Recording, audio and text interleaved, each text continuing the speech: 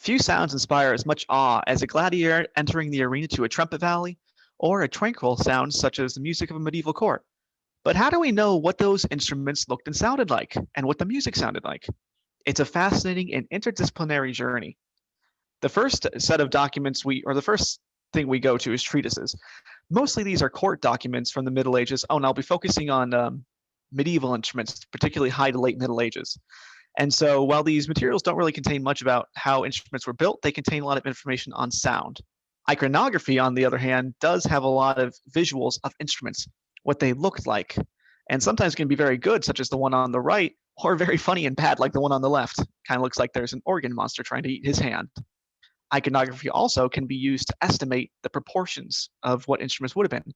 We know that the average height of a male in the medieval era was 1.7 meters. So we can take this in ratio and cross-reference it with other images to find out how big they would have been approximately. Finally, schematics. Once the Renaissance rolled around, instrument building became a science. And so instrument builders, luthiers, would record what they did. Henry Arnold de Zuola is one of my favorite. And here's in the instrument on the right, hammered clavicimbalum.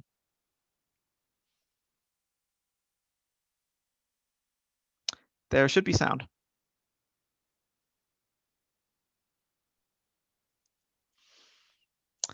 Did you check the sharing sound box? You might be able to, up at the top, you can add share sound while you're already sharing.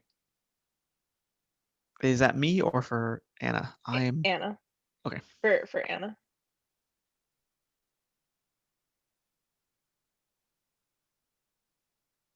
Sorry about that. Let me restart that for you. Didn't know there was sound in it.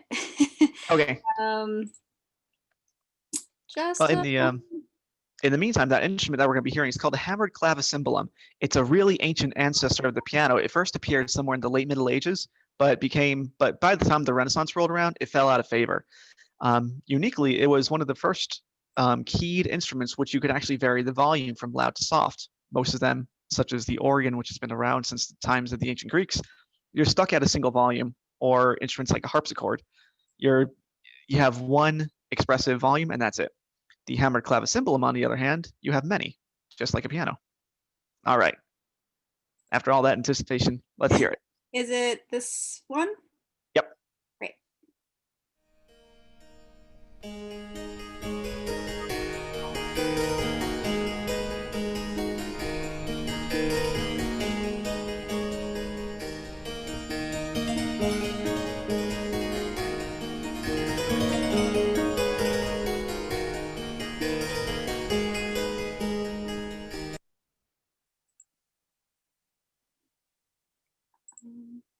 All right. And then inference is also wonderful. So for example, the Zizwoli, he measures his instruments in unit and provides what the dimensions are of the instrument, but in a unit, and we don't know what his unit was. However, we know that the average length of a key or the average width of a key from contemporary instruments was 1 inch, so we can extrapolate that. So pitch is, I want to go very briefly, it's already been covered in the other ones, but for the purposes of historical instruments and particularly medieval instruments, pitch doesn't really matter so much. There was no standardization. It would have just been whatever someone's ear thought was good. Temperament did though, and here's a listening example.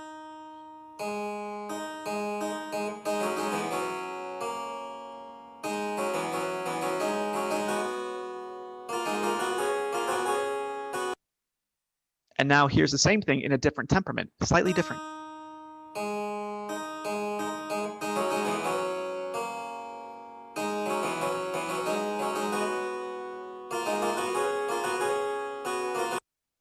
So for medieval instruments, the tuning really does matter. For some other instruments, though, particularly wind instruments, it doesn't though, nor does material matter. It's all just physics when it comes to air-blown instruments, and the physics didn't really ever change, ever, nor will it. So with instruments like the Gemshorn, which has been around for at least a few thousand years, we know exactly what they sound like. The Gemshorn is an instrument that's in the ocarina family. It's very similar to an ocarina. And so in this next example, you're going to hear that. And so since cows were different sizes, you have a whole family of them.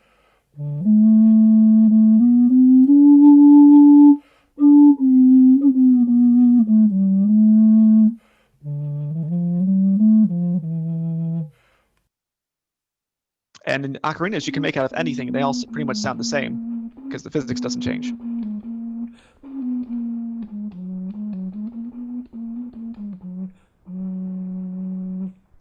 That one was made out of a bleach bottle, believe it or not.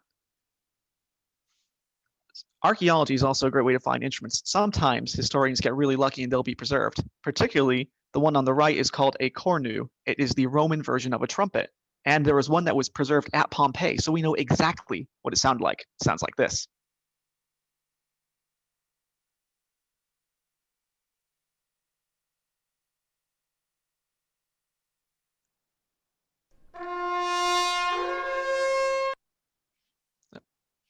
Well, you get the idea. It's a trumpet. So sometimes when we're very, very lucky, instruments will survive over several hundred years. This is one of my favorites called Norfarian. It is unlike anything else. And this particular one is 403 years old. And they sound like this.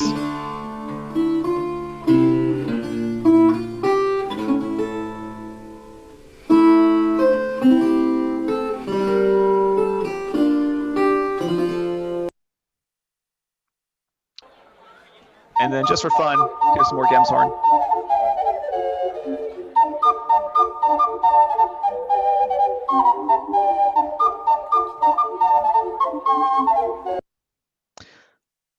Then lastly, this one.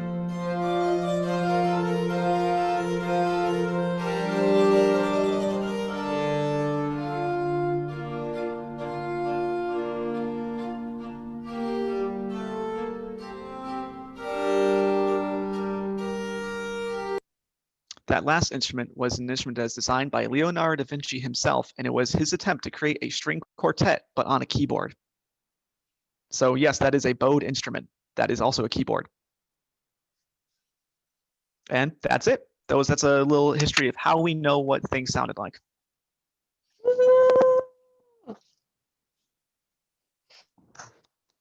That's fantastic. Wow, so cool. Thank you, Arik. Mm-hmm. Absolutely.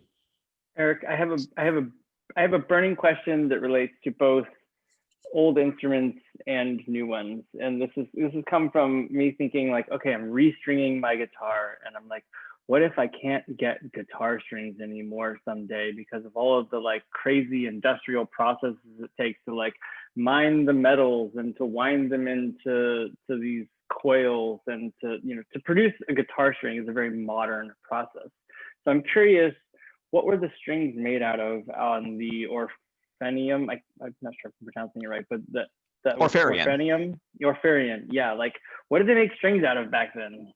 So that's another one where we know via inference. For example, in the 1500s in England, we know that they were only making wire in iron or brass. Iron's not a great choice because if it's going to be coming into contact with your fingers, it's going to corrode pretty quickly. So strings were made out of brass, and they would be put in a device which would roll the strings around. Would you take two strings and wrap one around a core, so much like a modern guitar string. And so that's how you get different sizes of strings that are made from wire. And even though we don't have specifically musical instrument wire from the 1500s, there wasn't any other choice. So any wire that survives from the 1500s, we can measure that and extrapolate it to musical instruments. But you can always play bleach bottle, is what I'm learning. Yep. Another use besides drinking it. Yay! How do you think you get the empty bottle? All right, Renata, you got a question? Oh God. So Garrett, this actually reminds me of your talk when you gave one about how do we know what dinosaurs looked like. And so knowing what this stuff looks like, it's pretty amazing that we have all those schematics that you were talking about and all of that. And so, but like really with the sounds and the materials that they had and all of that, like how, I don't know, how do you know that the stuff that we have access to now is like what it was then? I mean, I guess the horns are horns. Animals haven't changed that much in that amount of time, but. Yeah, for things like horn instruments and any sort of wind instrument like the Gem's horn, since it doesn't really depend on the instrument very much, it's not vibrating a membrane, it's just making a tone by resonating air, they sound pretty much the same. And something like cattle have existed for a long time, so we've got those. But for other things, that's where treatises are really useful. You cannot tell much about the materials used from a schematic, but particularly court documents from the High Middle Ages, the monks who were writing them were really anal about preserving every single detail. So we have the woods, we have what the proportions were, really detailed descriptions of different timbres and sound colors, and sometimes even descriptions of the instruments themselves or reviews of the musicians. If say traveling bard X or Y was a good purchase or not, and when they come around next year, if they should hire them again. So it's those documents that really go into excessive detail. And for other things, such as if you have a wooden chest which has survived from 1100, well, the instruments, they were just using all local woods at the time. So if you have a wooden chest in England from 1100, odds are it's going to be made out of probably either maple, walnut, or pear. And you can take that wood, you can count the rings and analyze it under a microscope to see what the weather was like and compare that wood's quality to what we have today. And since everything that goes into musical instruments is a natural product, almost everything, it's all pretty consistent throughout time. The biggest one is getting the thicknesses of things like the bracing and the soundboard thickness right, and that's where schematics come in helpful. Materials, we can go to the treatises for those. Cool, thank you. Ryan? Mm-hmm. Other than just sort of like, this stuff is cool, what kind of use does this information get put to? Like, do people use it to build new instruments? I mean, how does this work in the world in the 21st century? For building new instruments, it's very useful, but its main use is historical performance. So for example, if you're ever hearing Beethoven on the piano as we know it wasn't invented until the turn of the 20th century. What he heard as the piano is considerably different than what we do. But in particular, the trumpet did not get valves until the 1900s. So valves make it more easy to change the note and change what key you're playing in. So Bach's St. Matthew Passion has a really high note on the trumpet, and modern trumpet players with a valve trumpet can play that note no problem. But on an ancient trumpet, you can't. A trumpet from 300 years ago will physically not be able to hit that note, and that is part of the music. Bach made that note intentionally too high because it's the St. Matthew Passion. It's all in the glory of God. So the idea is that the trumpeter, the soloist, who you're supposed to be vicariously as the listener, you will always try and reach the heights of God, but can never get there. And so sometimes it makes a big difference if you're playing on the correct instruments or not. And otherwise, it's just a curiosity. How did people listen to things 1,000 years ago? We can find out. And it's different. Chris?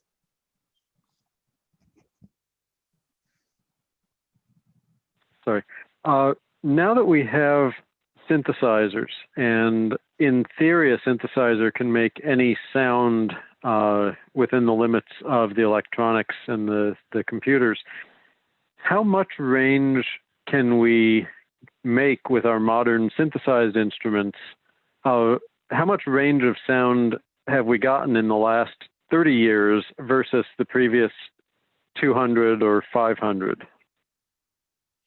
Oh, a huge amount, since nowadays we're just manipulating the waveforms themselves. But something like oh, go ahead. Practically speaking, like a harpsichord, it sounds very different from a piano, even though they're both keyboard instruments with strings. How weird is synthesized music? How wild is it compared to the range of instruments that have existed? I'd say it's pretty wild. The biggest use, I'd say, for historical instruments would be the technique. Is if you can replicate the sounds on a synthesizer, but the technique will determine how you play. Even just the temperament that you're in will change fundamentally the music that you're going to play and compose. So they still have their use. Real quick, what's temperament? Temperament is it's a good one to go over. It's the ratio between the notes. It was what Chris was going over a lot. So for example, it's one of the ones that he went over is a perfect fifth. A perfect fifth in a pure tuning, Pythagorean tuning, is 3-2. But in our just system, it's the 7th power of the 12th root of 2. They're different, only slightly, but over large scales, and particularly an entire piece or large ranges of notes, it really does add up and make a huge difference. For medieval music, some of it is completely out of tune, and there's a lot of keys which you just cannot use because they will not be in tune, but that we have corrected today with equal temperament. But it will sound a little different. Cool, thank you. Any other questions? Renata. I'm muted. I was muted. You guys were like, oh yeah, like a bowed keyboard thing. Can you talk? I don't understand how that is. Is there like a bunch of tiny little people inside there running bows over the strings? What are you talking It's about? really super cool what Da Vinci did, and it's been called the first synthesizer because it's an instrument attempting to sound like a different one. What it is at the bottom of the instrument there's a foot pedal which drives basically a crankshaft, and it rotates 4 discs within the instrument. When you depress a note, it lowers the string onto that rotating disc, and so that is the disc itself is the bow. So it kind of is like a bunch of little tiny people in there, except they're robots. Oh my goodness, I didn't know that was real. That's cool. Yeah. Da Awesome, Vinci. thanks. Just it was Da Vinci. Like, yeah.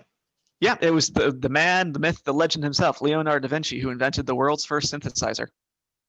Because of course he did. Any Yeah. questions? Oh, there we go, Sarah. Okay, Eric. So which came first, Da Vinci's synthesizer or the hurdy-gurdy that everyone's been giggling about in the chat? The hurdy-gurdy came much earlier. The hurdy-gurdy has existed in a few different forms, but it's at least 1,300-ish years old, if not a little older. Whereas Da Vinci's instrument, well, Da Vinci only lived 500 years ago, so that kind of limits it. Chaz? What is a hurdy-gurdy? A hurdy-gurdy is okay, so imagine a violin and you have the bow going across the strings of a violin, but imagine instead of having a bow, you just put the bow, you made it into a wheel, and when you can spin a wheel and it plays all the notes, and then instead of using your fingers to play different notes, you put little stops so that you have these keys which are just go to automatically the right position. And that is what a hurdy-gurdy is. It is incredibly similar to a viol of any sort in the modern violin. You could even, if you really, really, really wanted to, you could take a violin and make it into a hurdy-gurdy. Okay, Brian, I saw you before. I just didn't want to interrupt. Sure. What has been your most fun instrument to restore or work on? Or even dissect, given your history? So let's see. The most fun that I've worked on was redoing the tracker action, so how the keys work on a pipe organ that had 32-foot pipes and getting to go inside it. There were over 1 million different moving parts inside that. And my favorite to work on is this one, which, let's see if I can get it. I have to find, 1 second. This instrument, which is fading into the background, unfortunately, but this is the guitar which I built, so I love working on this. There it is. Kind of. Yeah, so that one's my favorite one to work on. It's my favorite instrument, and it's one of the first guitars I ever built. I also have another project coming up that I'm really excited for whenever everything reopens, is a guitar from 1929. Cool. We might have time for one more question. Jamie. Yeah. Have you seen the video of the guy who took, what did he do? He put piano strings on a guitar and then played that, and then did the opposite and took guitar strings and tried to put them into a piano. Spent like hours and hours and hours and hours doing this. Yes, I feel really, I've seen it. It's nuts, and I feel really bad for him because he didn't do the most important thing. He didn't do the math. If he had done that, he would have known which the right strings were, and he wouldn't have broken so many, and it would have worked and sounded really good. Oh, but he didn't do the math. You always got to do math. He's like a human synthesizer trying to make something like that. It's nuts. YouTube is a crazy place. And that's actually a very interesting thing as well, because one of the reasons, so the piano that Beethoven did use a lot lighter strings, very similar to what a guitar uses. So the piano that he tuned with guitar strings is not at all dissimilar from the piano that Beethoven would have used. Interesting. But it was the same, was it the same notes on Beethoven's? Yep, same notes, just the color of the tone was different because of the much lighter strings. Oh, cool. Vibrated more freely and with fewer overtones. Nice.